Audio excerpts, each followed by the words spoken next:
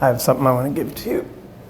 I have a Polaroid. Oh, I love that one. Yeah. I've gotten so many requests for that canoe. Oh yeah, sure. You're like, I got a canoe guy.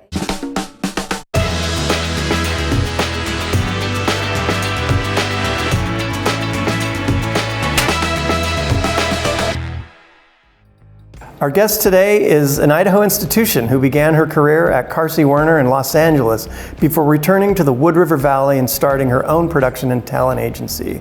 Today, she produces internationally, helping elevate brands like LL Bean, Merrell, Ariat, Lexus, Hoka, Title IX, and British Vogue. Jennifer, so good to have you here today. Thank you so much. Tell us about your aha moment that led you into production. Where were you in life? What age were you? How did the world kind of come together and you went, this is my thing? I had been working for Dave Steckline for many years, but I was about to have a baby and I didn't want to work for someone full time. I wanted to have flexibility to do my own thing. Mm-hmm. And my friend Mitchell+Palmer had started a little talent agency in Sun Valley because she was a model. She modeled for Dave Steckline along with me, and she was like, you gotta buy my agency, I'm ready to retire. And I'm like, gosh, well, all right.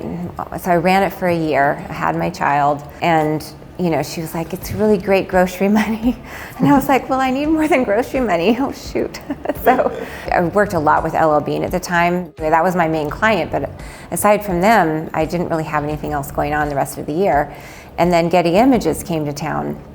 And they were like, can you do a location scout for us? Can you get some permits? Can you find catering? Can you do a casting? And I was like, oh my God, I'm gonna be a producer.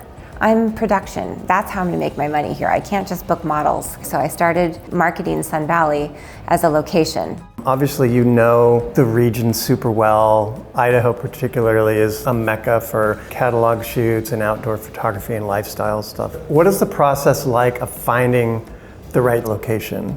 I look at locations like, okay, what they're looking for. They always give you a list, and then I'll just kind of think about what I have, but I always throw some things in that I don't know that they would want, and it's usually that thing that they love. Like what is that? Give me an example. That's cool. I did have a client that just no barns. They didn't want any barns. They wanted more modern everything. Well, I threw my friend's ranch in there with this amazing barn, and that was the winner.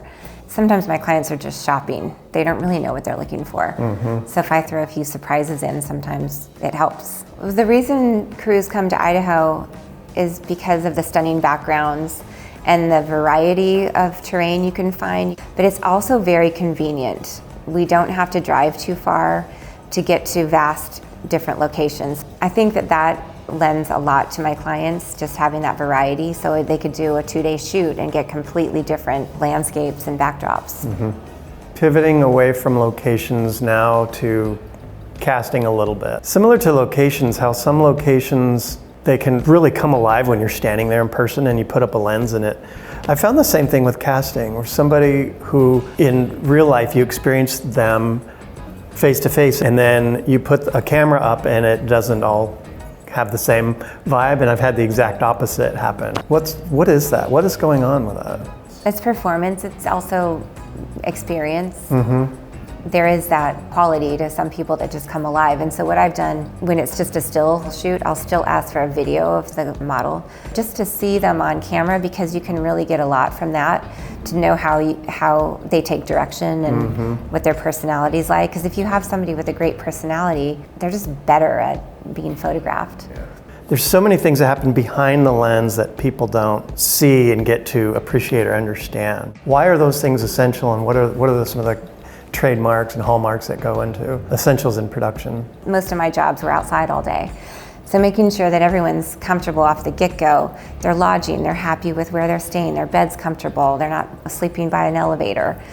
All those little details are so important, because if people are uncomfortable and crabby when they wake up in the morning to do these shoots, nobody's happy and nobody's getting what they want. Making sure all those needs are met. Another new reality that we're facing is, for certain social platforms, they want something that looks like it was shot on an iPhone, a little less advertising-y. Number one, are you experiencing that too? And number two, how do you accommodate for both? Yes, I've had that experience too, where we have to have pristine quality and then kind of more scrappy content. How do we unlearn that? So I don't think you unlearn it. I think you just do it. It's two different people on the same set. So that's your workaround, is you find someone with a different vibe to capture the same people, if you will, maybe the same articles of clothing or same product or whatever. These various companies that I work with, they're getting pressure. We have to be on TikTok. We have to be in the cover of Vogue. We have to be, on broadcast. We have to capture it all. And so they're trying to do it all. And sometimes it's kind of the cart before the horse because they don't have time to really think out the plan, and they get closer to the deadline of when we're going to start shooting, and it's like, let's just add on that, and let's just add on that, and then we'll maybe have more stuff than we need, but at least if someone asks for it, we have it. So I think there's so many platforms now. At its best, what does a great photo or a shot give us? A great photo wants you to jump in. Like, you see it and you're just like, oh, I want to go there. I want to be there. I want to be with those people that are in that photo. I want to join in that experience. You want to make people feel something and feel something good. So that's what a good photo does. And a video too. What's your favorite part of this job? Putting all the pieces together and the people. Like, you come together, some of us have never met before, and you create this magic together, and then you make friendships that sometimes are lifelong friendships. That's what I love about it, is just kind of tackling this project that it's so many unknowns, and it works. And there's definitely challenges, and sometimes there's problems, and sometimes there's drama. Yeah. But all in all, you come away with this beautiful experience. Well, you do amazing work. Oh, thank you. Keep it up. We're really lucky to have you today, and thank you so much for coming and chatting with us. Thank you so much.